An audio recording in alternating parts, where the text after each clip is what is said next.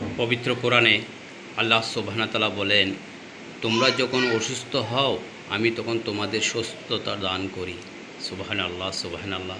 তাহলে আমরা অসুস্থ হলে আল্লাহ সুবহানাহু ওয়া তাআলা আমাদের দয়া করেন, অনুগ্রহ করেন, সুস্থতা দান করেন। এই সুস্থতা দান আমরা বিভিন্ন উপায়ে আমরা পেয়ে থাকি। আমরা যখন আমাদের বাচ্চা, মা, বাবা বা আমরা নিজেরা যখন অসুস্থ হই, আমরা তখন বিচলিত হয়ে যাই।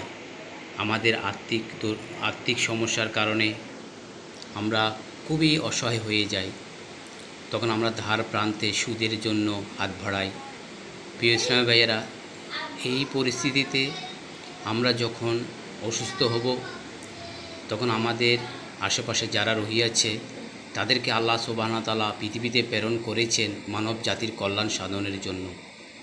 এই কল্যাণের ধারাবাহিকতায় আমাদের বারা আউলিয়ার পুণ্যভূমি চট্টগ্রামেরই সন্তান শফিউল আলম, যিনি জামাত ইসলামী বাংলাদেশের সমর্থিত মেয়র প্রার্থী, এই শফিউল আলম একটি উদ্যোগ নিয়েছেন গরিব অসহায় মানুষের জন্য বিনামূল্যে স্বাস্থ্য চিকিৎসার কার্ড বিতরণ।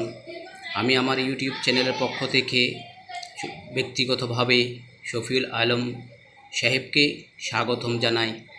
এরকম হাজারো শফিউল আলম আমাদের আশেপাশে রহিয়াছে, যাদের সামর্থ্য রহিয়াছে, যাদের পরিচিতি রহিয়াছে, দেশ ও জাতির কাছে যাদের অবদান, তারা যদি এইভাবে অসহায় মানুষের পাশে এসে দাঁড়ায়, তাহলে আমরা আর কখনো সুদের বাজারে যেতে হবে না, আমরা আর অসহায় হব না।